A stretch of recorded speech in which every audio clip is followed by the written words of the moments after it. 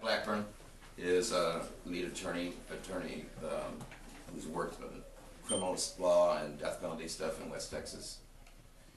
And Nicole Caceres, who actually helped open the case in actual innocence through her investigation that she did in her students, and is actually a lawyer also in the case. So Jeff will make a statement or two, and Nicole probably, and Anthony, and anything else you'd like to ask after that.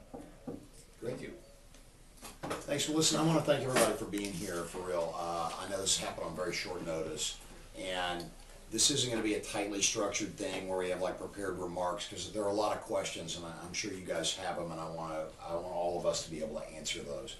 But I do want to point out a couple of things. First of all, there's a lawsuit here that's the subject of this, and we've got a copy of it. It's available. I'm assuming everybody's already looked over it. It's a very different kind of lawsuit. And here's what I mean.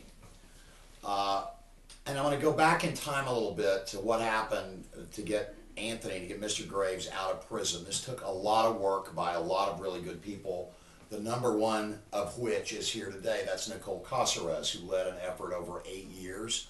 A lot of lawyers were involved in that. I had the privilege of representing him in the criminal case for a couple of years myself.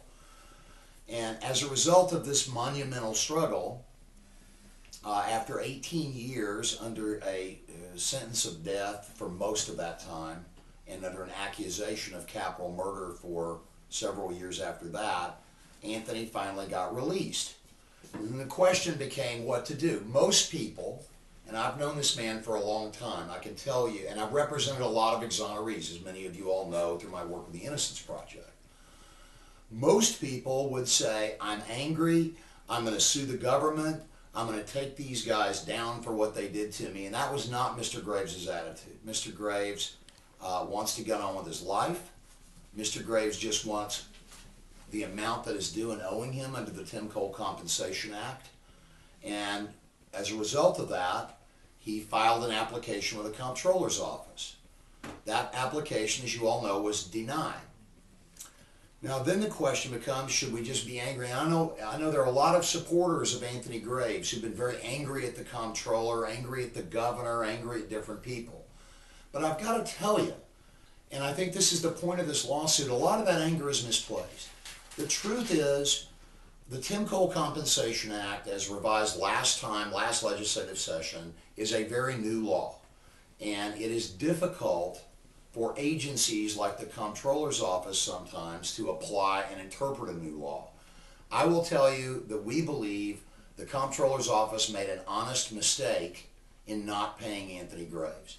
And the purpose of this lawsuit, ultimately, is to help rectify and correct that mistake, but also to do something even more basic and important, which is to use the civil courts of the state to clear his name under the Texas Constitution. There are a couple of things that we're doing that are very different in this lawsuit. As far as I know, no one has ever used a declaratory judgment procedure in Texas to clear someone's name in a criminal case.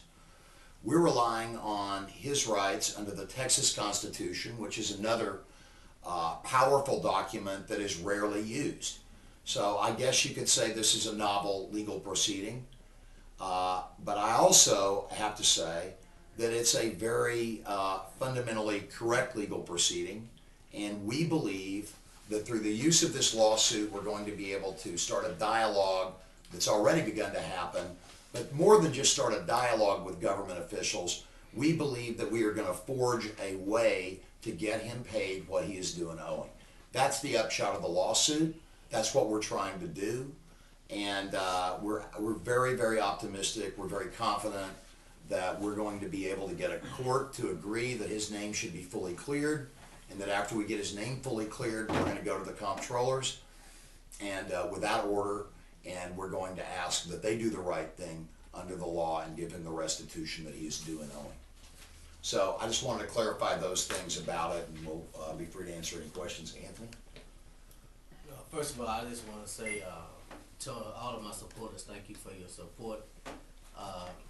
Just like my attorney said, I do believe that the Comptroller's Office just made an honest mistake. I think it'll get corrected. It'll get corrected through this lawsuit. I'd like to thank y'all for your interest. I mean, for being here and allowing us to let everybody know that things are positive and we're moving forward. And I think in the end, justice will prevail. Cool. I really don't have anything to add, and if you have any questions, I'll be happy to address them, but I think that this is going to be taken care of and we're going to get it done. Is this particular case the first one that you've ever heard that's happened since the Timothy Cole? Is the first one? The comptrollers have denied other claims on different grounds. And again, I think that this is a good example of how difficult sometimes it is for an agency like them to interpret a law passed by the legislature. We're in new territory. I think that eventually, with more actions like this and with more experience, they're going to fine-tune what they do about these compensation claims. So, as far as I know, Anthony's case is a very different kind of case, because what happened was an order got entered at the trial court that was frankly, and you know, it's been said by others that maybe this was a deliberate thing that was done by the district attorney in Burleson County. I don't think so. I think this was an honest mistake. The language that was used in his order, the same language that the comptroller said prevents them from paying him, is very standard language in criminal cases. It's just common, very normal. The problem is it's not good enough under the compensation law, as the law is written. So that's the purpose of what we're going to do here. We're going to clarify his rights with this declaratory judgment action. Jeff, can you explain in layman's terms the grounds for denial? Yeah. The law says that the comptrollers can only pay a claim based on if someone brings to them an order that says my charges are dismissed because I was actually innocent. The legal language is relief based on actual innocence. In criminal cases, we don't really use that language. The language we use, the language that they used in Anthony's case, which is that there was no credible evidence against the defendant. Now, the prosecutor, Kelly Siegler, has been absolutely crystal clear about this. She has said from the minute she dismissed the charge that she believed Anthony was innocent. And as we pointed out in the lawsuit, I think that she's been very courageous and very forthright. I know a lot of prosecutors would use weasel words and say maybe he is, maybe he isn't. We can't say. But she said from the beginning that what happened to him was a travesty and a nightmare. The problem is it just didn't work with the comptroller's office. Because of that, we've got to get a little more, and we're going to court to get more by way of an order based on the Texas Constitution, an order that will clear his name, which incidentally everybody has a right in Texas.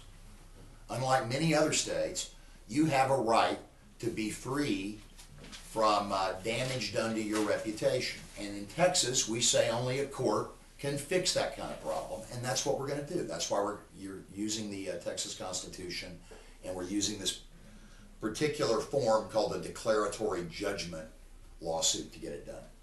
For those of us who don't know, how much compensation under the new law after 18 years in prison Mr. Grave is entitled to? Under the law, everybody that's wrongfully imprisoned and is released based on actual innocence is entitled to a lump sum of $80,000 per year for each year that they were imprisoned. That, incidentally, is the best compensation law in the entire country. The Tim Cole Compensation Act is by far and away the most generous compensation law. On top of the $80,000 per year in a lump sum, folks that have gone through this are entitled to an annuity payment that's calculated based on actuarial numbers and so forth, and stretched out over the likely period of the remainder of their life. Now that's the part where it gets so technical and boring and mathematical, if I try to explain it in any more detail, y'all are going to fall asleep. But the bottom line is he's got an annuity coming to him, and he's got a lump sum based on $80,000 per year for each one of those 18 years. I do want to mention one other thing. Let me tell you, Anthony's case as a lawsuit, from a lawyer's perspective, is likely worth much, much more money than the money he would get under the compensation law. And I know a lot of people who would feel good about continuing to go after the government out of anger for what was done to him. That's not this guy. He just wants to get on with his life. I don't know if you can get that, you can probably get that across to him better than I do. And I said, well, Anthony, you know, you have a lot of options, but this is the option he wants to exercise because he wants to put this part of his life behind it. Am I right? Yeah, definitely, man. I want to move forward with my life, and one way I can do that is to put this behind me. So once the compensation thing has been finalized, man, then I can take the next step. Right now, I'm just mired in this whole compensation thing. So I'm hopeful. I'm thinking that it's going to get done the way my attorneys are presented. I just want to move on. How are you sort of making ends meet and getting along right now since you don't have access to this compensation? Are you working, or sort of what's your life like right Well, now? up to this point, I've had supporters and I've had attorneys to make sure that my head have stayed above water, you know. But beginning tomorrow, I'll start a job at Texas Defenders Service. What will your job be? I'll be an investigator in training. Congratulations.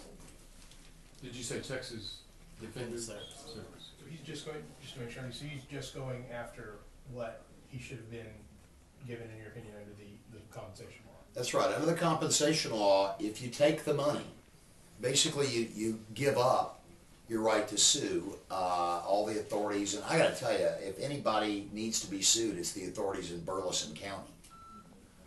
But you know, they're lucky, I guess, because despite all the evil and all the wrong they've done to this guy, he is still willing to, he just wants to let it go and move on with his life.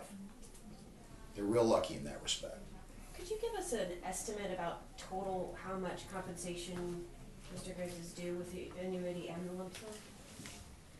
No. I'll tell you what, because my math is so bad, and you know, the annuity amounts, look, I don't even get how they calculate it exactly. But I will say that, I don't want to say that on the record, okay? But bottom line is, you take the amount that he would be doing owing, which comes out to about $1.5 million roughly, and then you say, well, we're going to guess about his life expectancy. We're going to add some percentage onto that, like 5%, I think, and then you figure out what payments per year it would be.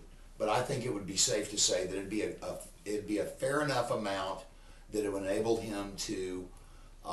He wouldn't be rich or never have to work again, but it would be a fair enough amount for what the state of Texas has done to him by putting him on death row. Are you moving forward with this lawsuit?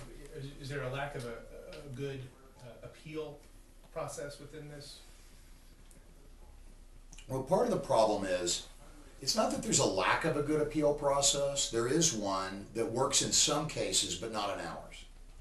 Because as the law is right now, unless he gets something extra from another court that decisively and definitively clears his name, he's really not going to be able to achieve full justice, a full measure of justice in his case. And that's what we're looking for.